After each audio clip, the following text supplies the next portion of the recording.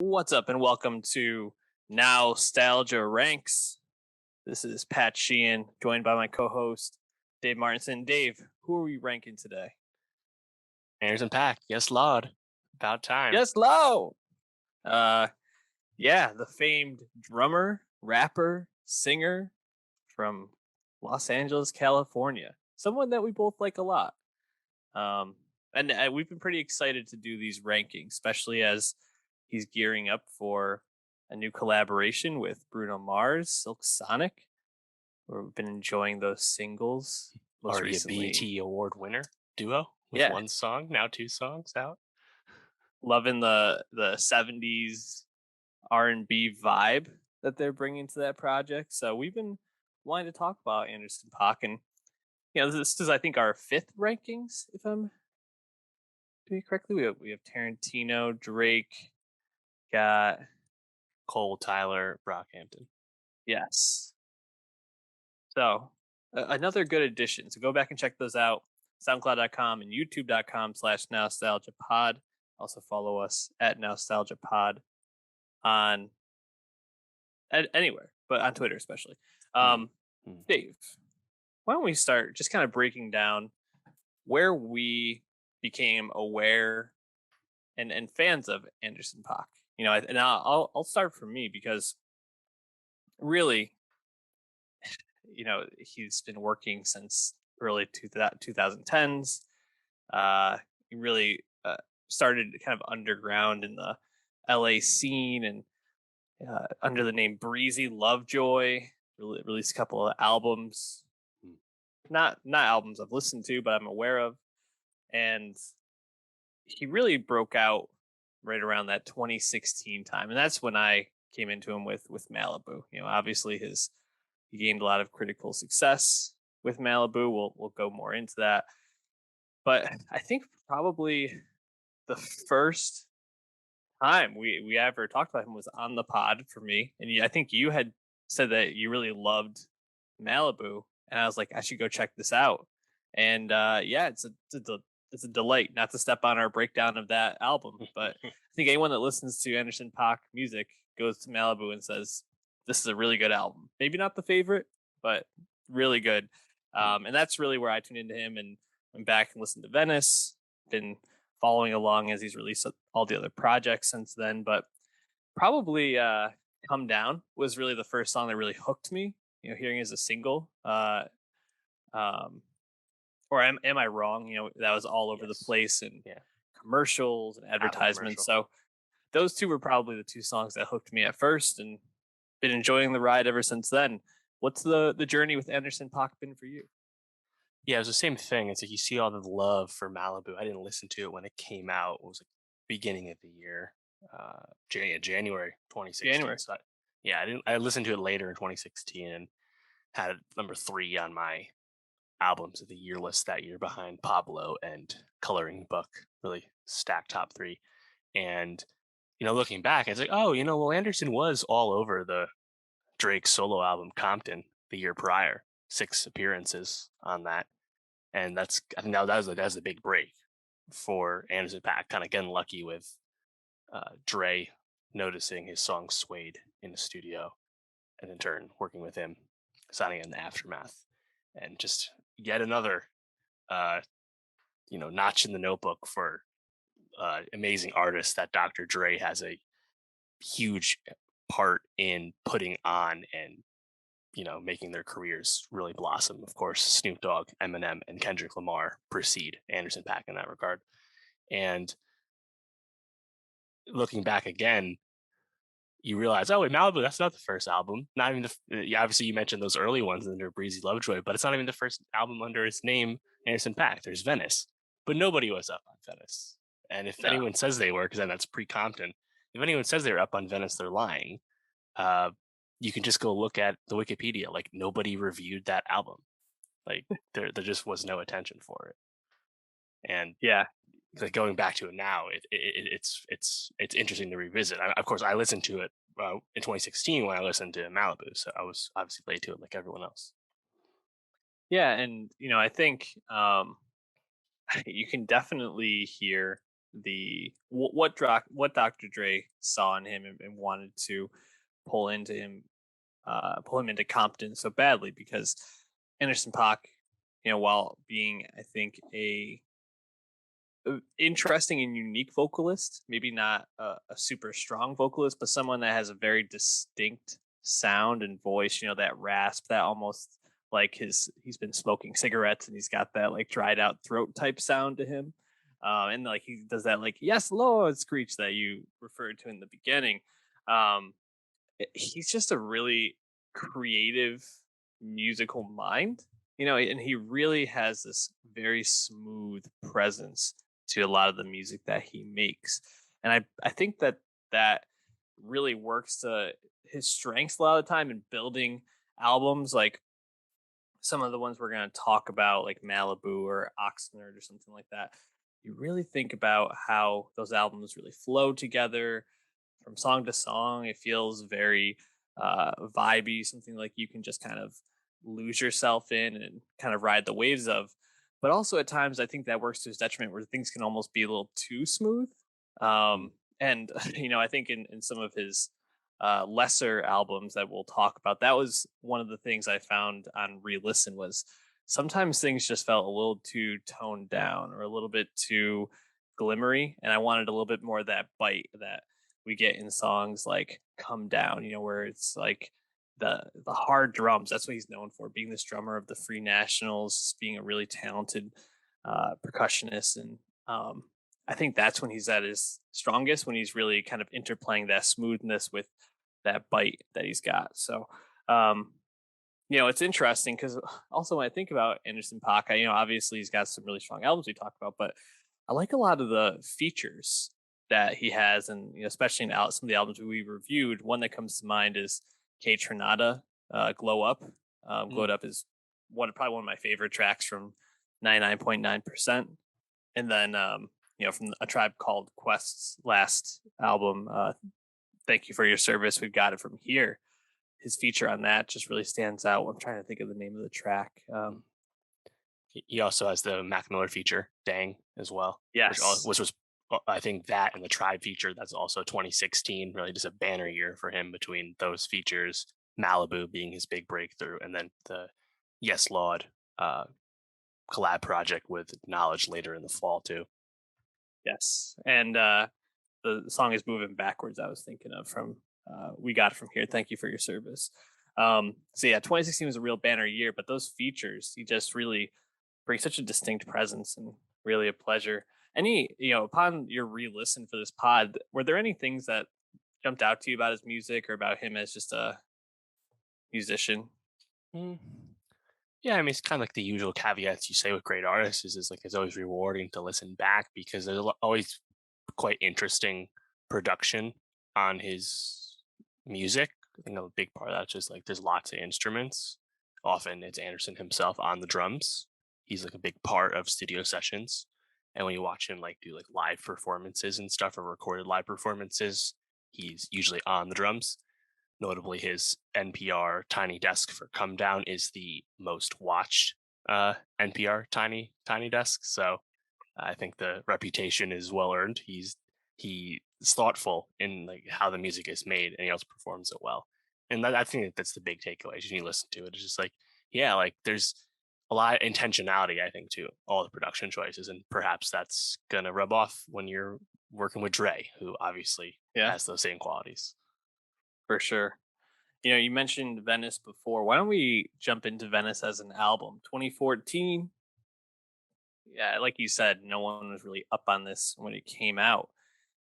And in listening back, I think that this is a pretty strong first showing as for him as an artist. Under his own name, not Breezy Lovejoy, but Anderson Paak. But I gotta say, there are some songs on here that stick out like a sore thumb in his discography and in his catalog. And it really feels like he was trying to figure out like what is going to grab me notoriety, what's going to kind of catch people's attention, because you hear some songs that feel like precursors to some of his better songs. Something like Might Be, Already, those sort of songs really stand out. But then you have songs like Drugs, Paint, Put You On that just really stand out. It's almost like a product of where hip hop was kind of coming from at that time. Kind of just like more like clubbish almost. Those songs sounded a little bit more overproduced than some of his other tracks. What was your takeaway from Venice?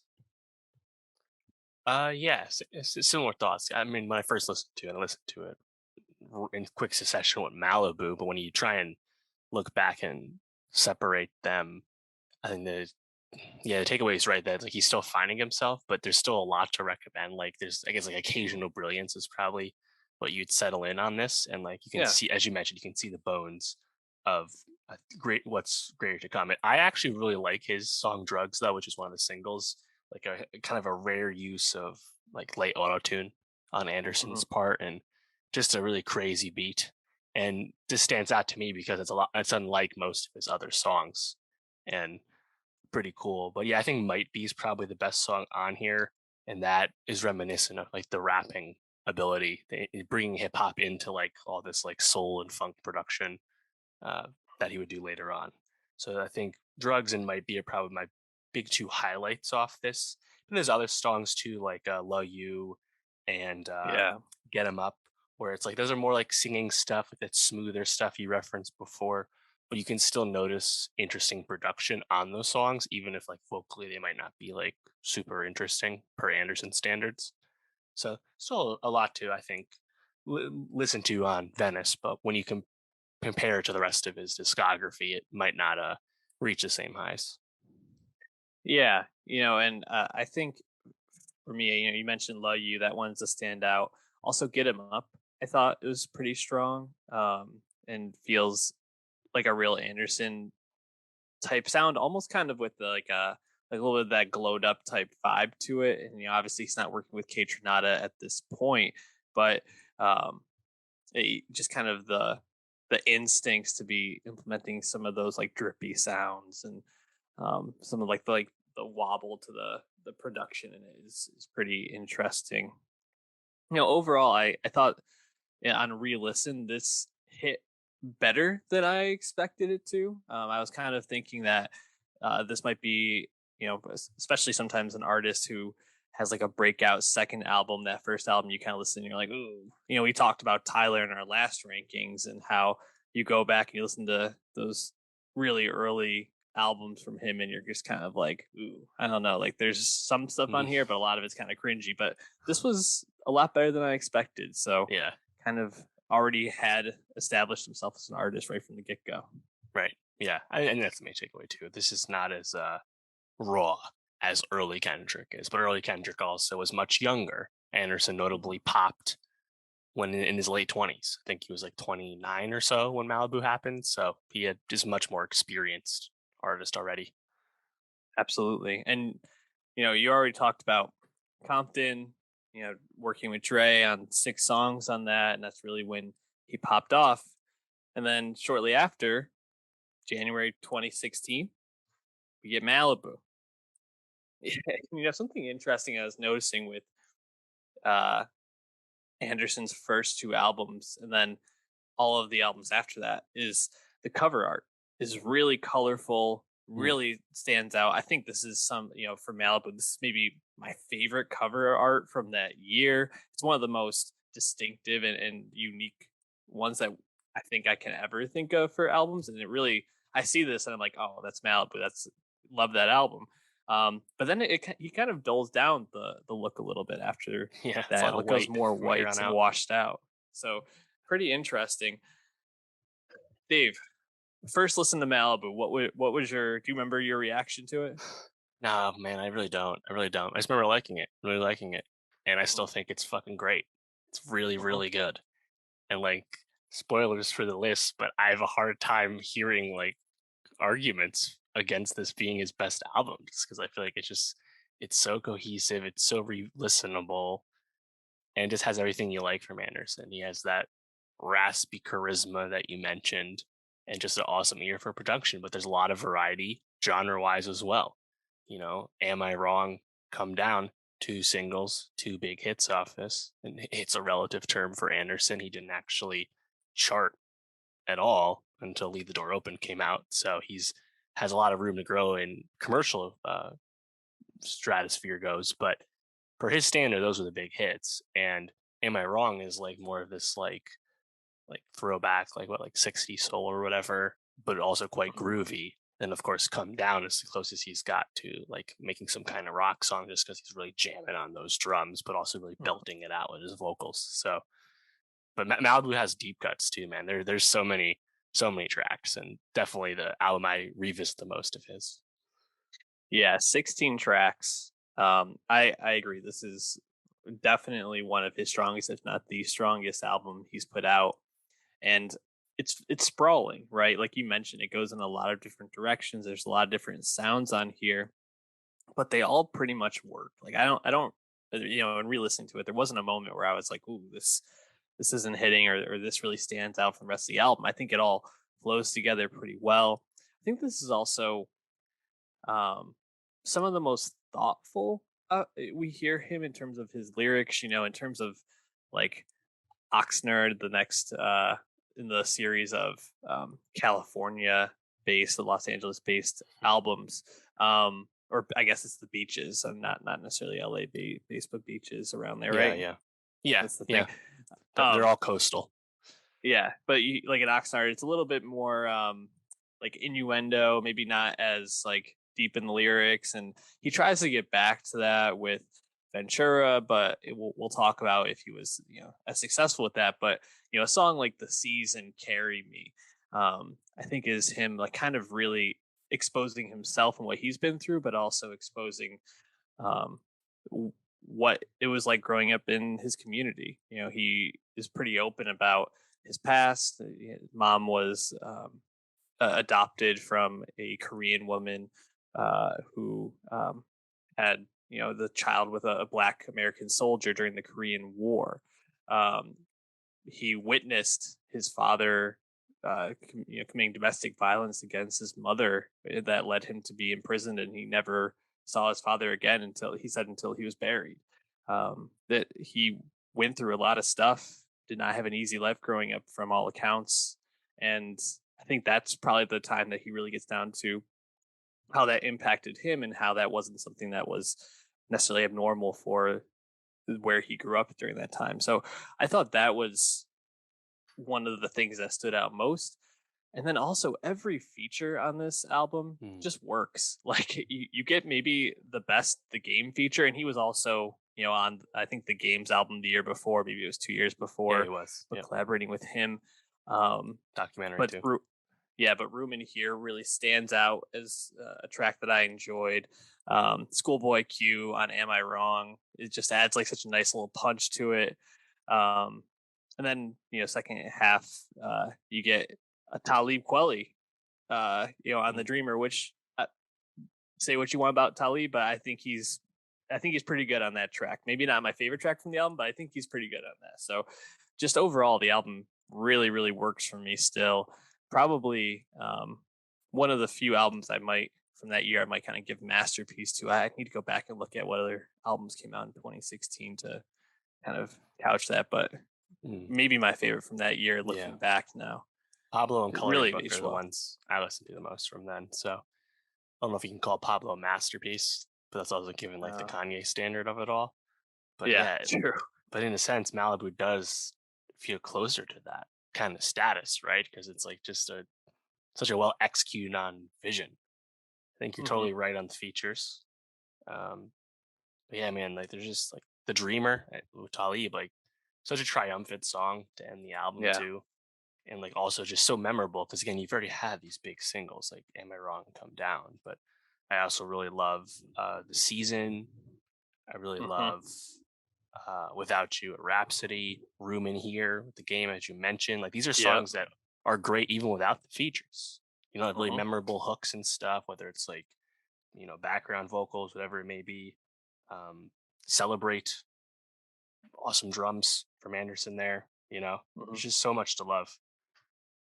Yeah, and he mentioned how he kind of at times is going for the most like rock sensibility that he's ever had in his sound. Obviously I think like songs like The Bird and Heart Don't Stand a Chance are a little bit more like these like toned down, sing-songy, like almost like stripped down jazz songs in a way. But then you kind of hear some of that funk that really, he's come to become, I think, most known for on songs like "Am I Wrong." It's just like everything he was doing here was just working. He was throwing 100 on the paint. He was just in the zone for this. So, uh, a really, just a really awesome album. If you've never heard it and you, for some reason, you're listening to this, like, I highly recommend checking it out. You won't be disappointed. Um, and just kind of thinking about it, you said that this is the album you go back to most. What would you say is your favorite song from this album? Am I Wrong? I think. Yeah, With I think Q. that's just on like another level. For me though, I think it's still Come Down just because it's Mhm. so different and strong and uh, really, really impressive. Um, you mentioned that he had a hell of a year because he starts off with this in January, and then by the end of the year, I think it's November, we get Yes Lord with October. Yeah. October with the duo No Worries and Next Worries with him and Knowledge as the producer on this. You know, it's interesting because in going back, I remember liking a lot more songs from this when I first listened to it. I think a couple years back, and really on re-listen, I found this didn't hit as much. I found it actually just kind of for the most part pretty same songy. I think there's a couple of songs that really stand out. Suede, um, Mm. I think is a clear standout. Um, but overall, I found it to feel almost like, almost kind of like he was whatever he captured with Malibu. They weren't able to nearly get to those highs. Maybe it's unfair to kind of put them next to each other. And Malibu's so triumphant, like you mentioned, but uh, really just did not really capture me as much. What was your experience listening to Yes Lord? I still like it just because it feels similar Hmm. to Malibu in that regard. And you mentioned Suede. That's the song that stood out to Dre when he kind of discovered Anderson. But Suede, as well as Link Up, actually, were already out on the Link Up and Suede debut No Worries EP that Knowledge and Anderson had previously released a few years before. And I think those are still great highlights, including Suede. And I like Scared Money. I like what is it? What more can I say? Like I think there's still like really memorable parts on this, and it feels like congruous with what Malibu is, but probably still, or definitely still, like I guess like lesser. But I don't know. Like at the same time, like it still feels tight to me in Hmm. terms of like the production and all that. But yeah, it doesn't seem to have quite the bench of deep cuts the way Malibu does, but few albums do. Yeah, it's. I think there's still like some good tracks. You mentioned a few of them, and overall, it just is like still quality music. It's just, I think it's always for me going to kind of be linked to Malibu, and fair or unfair, it feels a little bit disappointing. And I also think it just, because it doesn't reach those same highs, and I feel like it doesn't reach some of the highs of the next album we're going to talk about in Mm. Oxnard, that I just kind of look at it and I feel like it kind of falls short for Hawk's catalog, but still, like, we're talking about five really solid albums here. Like, it's not like we're talking about anything that's necessarily really, really bad. Um, why don't we jump to Oxnard, unless you had anything else you wanted to mention with Yes Law? Because um, Oxnard, I remember talking about it a few years back, and we both really liked it. But on re-listen, I was just taken. I don't remember liking it as much as I did on re-listen. I was kind of surprised by that. Did you find yourself having the same experience, just kind of being re-impressed upon second listen or third listen? Yeah. Still really like it. I mean, that was my favorite album of the year. 2018 comes out at the end of the year. Hmm. Thinking back, it was between that and Janelle Monáe's Dirty Computer, and I know that was your number one, so I was just Yeah. trying to be different as well.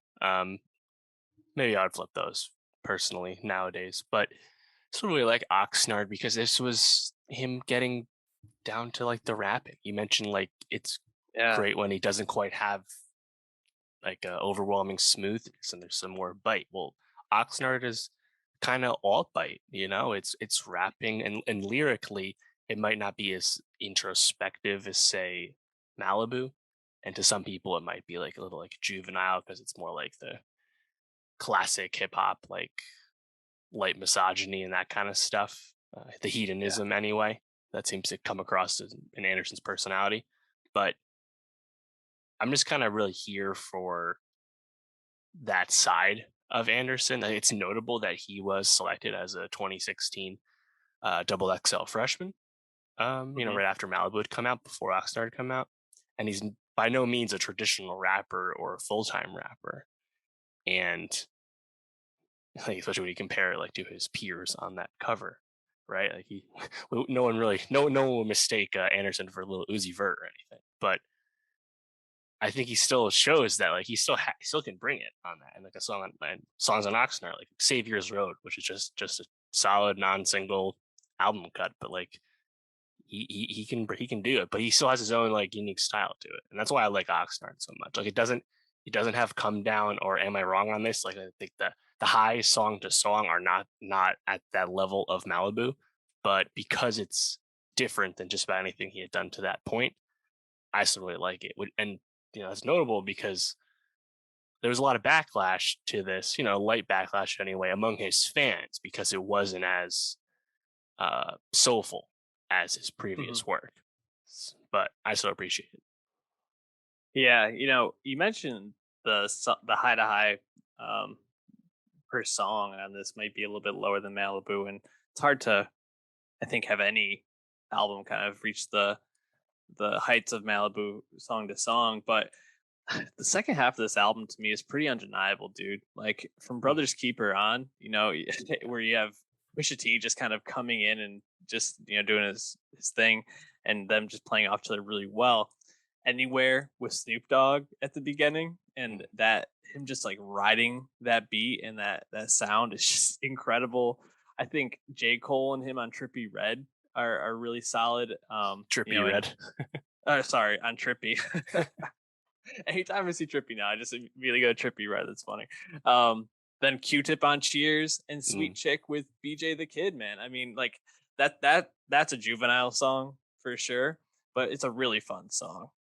And I really like that run. You mentioned Savior's Road, Six Summers falls a little flat, but I think Tints is probably another one of his like most well-known songs. Hmm. And obviously you have Kendrick on that, but uh, I don't know, man. That there's only a few songs on this that really fall flat for me, and just find it to be a really impressive follow up, especially since I didn't really love Yes Lord. This was just like a breath of fresh air and listening back through Mm. the discography. Um, I think about like where like where his sound kind of transforms, right? So like we talked about first album, Venice, he wasn't really necessarily like totally himself yet, kind of finding it. And then with Yes Lord and Malibu, he's kind of in this like a bunch of different sounds all melding together. And this was a lot more funk.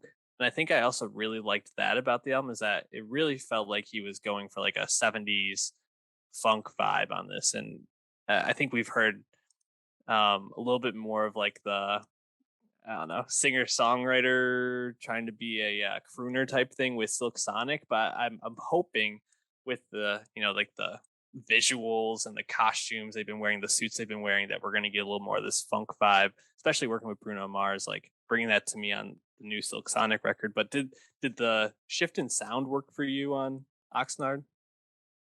You Yeah, mentioned the yeah, rapping, but yeah. No, I think that's a good point.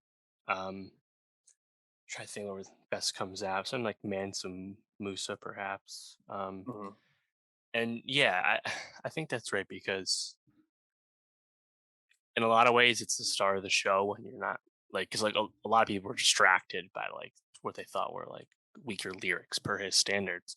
But when you listen, it's like, no, it's still like really advanced production instantly, but Mhm. it is a little different. It's there's not really much soul here at all, and like that's going Yeah. to come back in full force soon on Ventura. But for Oxnard, yeah, it's like it's kind of like he evolved his music and then changed most of what he was doing as a performer. It's a really interesting mix, and I think revisiting the album now kind of removed from the immediate discourse of its release because it was the first Anderson Paak album to come out post all the hype, all the awareness of him, you know. But you remove those initial expectations and listen to it again for what it is. I think it's quite rewarding. Mhm. Absolutely. Yeah, I think Mansa Musa is the best example of that. But even like the bass on Head Low, I think is a good example of that. Um, that funk that he brings into it. And then you mentioned how he goes kind of more into the soul vibe on his last album, came out in 2019 with Ventura. Kind of crazy. It's been, I guess 2020 just feels like such a weird year Mm. in general, but it didn't like this album doesn't feel that long ago, but No, also, in re-listening, I didn't remember a lot of the songs on this album. And I think that says a lot about just kind of Ventura for me is maybe not on the same level as some of the other albums we've talked about today. Well, I want to give you the floor on it though, because I know I've been kind of starting off on Hmm. these, giving my takes. Ventura, where are you at with this album? Is this an album you enjoyed listening back to? no, no. I never really liked it, honestly. It felt like such a stark course correction to the reception that Oxnard received. Mm. And in the process, it's what you mentioned before. It's just too smooth. It's too quiet. It's not bad. It's quite pleasant, and there's still got a lot of good songs on it.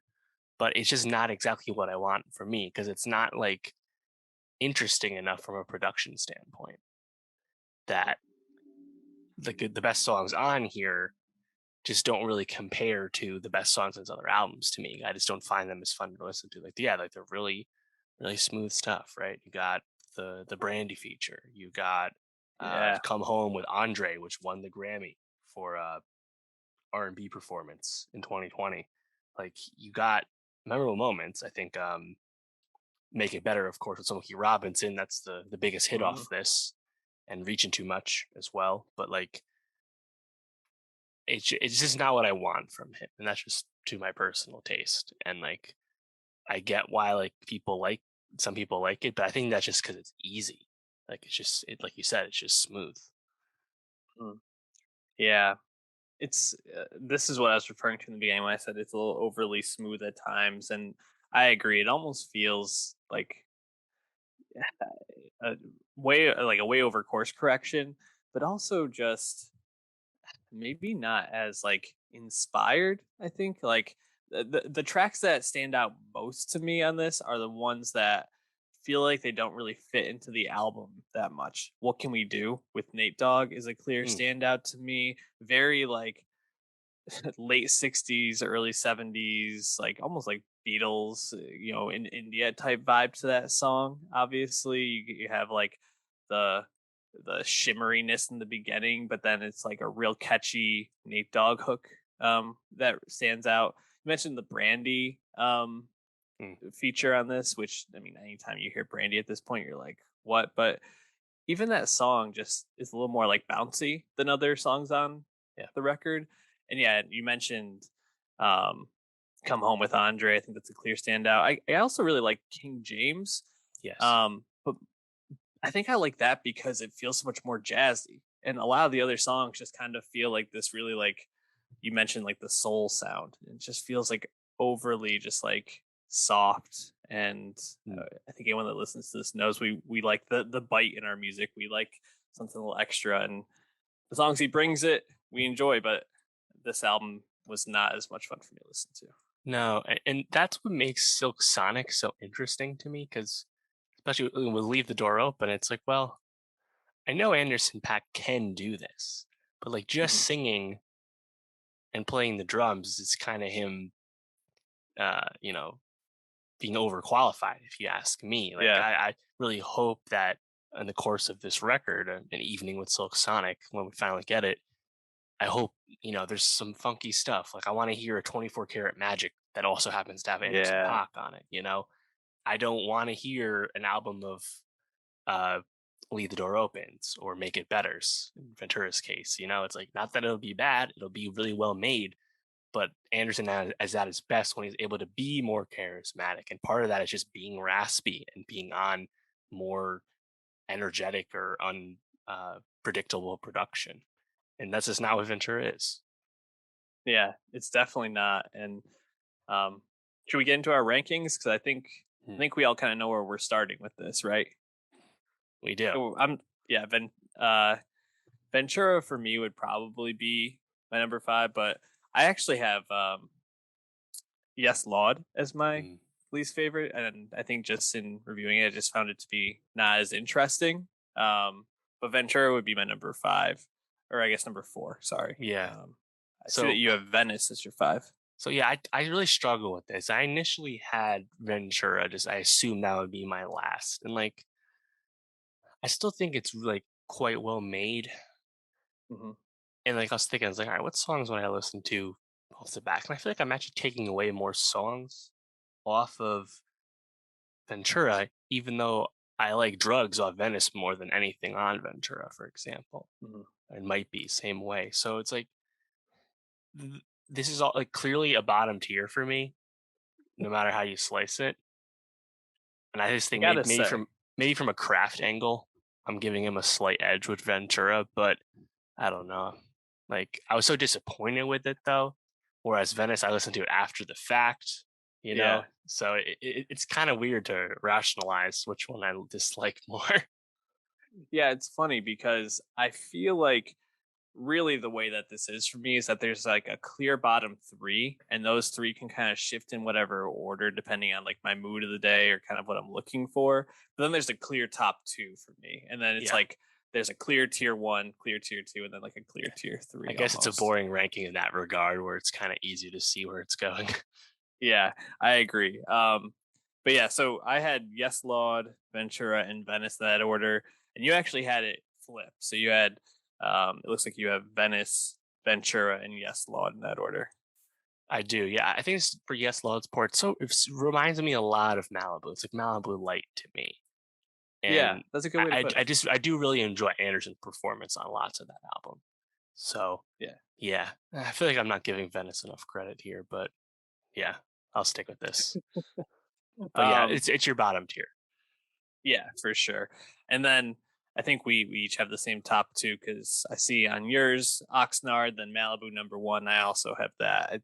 It's undeniable to me that Malibu is his best album. It's sprawling, but still just like a master class from start to finish. So hard to top that, I think, for Yeah, anybody really. no, and like I mean, Malibu is definitely one of my favorite albums of the 2010s. Like it's just so fun to go back to just because it's really so strong, but it's also so deep. And Oxnard doesn't quite have those like jump out, grab you singles. But listening to it again, especially listening to it free of the initial expectations and any disappointment anyone have had, Oxnard's still a quite impressive body of work as well. But Malibu Yeah. is just there's just highs to it that are really tough to come close to for any artist. And like I don't expect an evening with Silk Sonic to be as good as Malibu. If it gets even as close to that, I'd be very pleased. That's not, I but would be. I don't have my expectations that high. Yeah, I wanted to ask you, like, for an evening with Silk Sonic, we've heard Skate, we've heard Leave the Light Leave the Light On for you? Close. Leave the Leave door open. Leave the door open. Jeez. I don't know why I leave had the such a brain leave fart there. I the was just light open. um where just like taking a guess, where do you expect it to fall in this tier for you? I mean, I hope it's at least three, right? We'd like this to at least get into its own middle tier per Yeah. Anderson, right? Like you'd have to hope, just because if it doesn't, it's going to come off as a big disappointment because we're talking about Anderson Paak and Bruno Mars. Like we're talking about heavy hitters here, and like Anderson, a later start in his career. Uh, very quickly he has 7 Grammy nominations and 4 Grammy wins. Like it's come around from an industry angle, fast and furious. And as I mentioned, commercially, it seems to be picking up due to association with Bruno Mars too. So I just hope we see this actually delivered on, and like, not that Bruno has like amazing records front to back either. He just has amazing singles. So I hope there's some kind of middle ground with that. Yeah, my fear is this going to be like a Ventura type album where it's just like overly smooth and they Yeah. really lean into the singing of it. I think best case scenario, like you mentioned before, would be if they really kind of go more of like the 24 karat magic route, and we just get a lot of like real strong funk with like Anderson Yes. Paak on the drums and just like screeching in the background. Like that Chunky. sounds like, That's what I yeah, like. 24 Karat exactly. Magic title track, those songs. That's what we want. Because Anderson Yeah, would fit onto that sound perfectly. It's also his sound. yeah, and he can enhance that sound. Whereas, like, I think if it's a lot of like Versace on the floor type stuff, Mm, or leave the door open for you, it's going to be a yeah, kind of a totally. drag to listen to. So we'll see, and it's still going to be a quality album. I have no doubt on that. But just in terms of what could make it maybe jump into that top three. So leave us if you're watching on youtube.com/nostalgiapod. If you listen to it and you find us on Twitter at nostalgiapod, or if you're on SoundCloud, drop a comment and let us know what your rankings would be. Let us know why we're wrong or why we're right. Let us know your favorite Anderson Paak songs, other than obviously the obvious ones. We want to hear that your deep cuts. And yeah, also check out our playlist. We keep a playlist for every year that we've been doing the pod since I think we've only been doing it since 2018 actually, but 17 was the first one, I think. 17. So Yeah. Nowstalgia, best of 2017, 2018, 2019, 2020, and 2021. So a lot of content to go check out, and give us a 5-star rating wherever you can. We appreciate all the help. We'll be coming back with some more rankings in the future, more music, some movie rankings. So stay tuned. Peace out.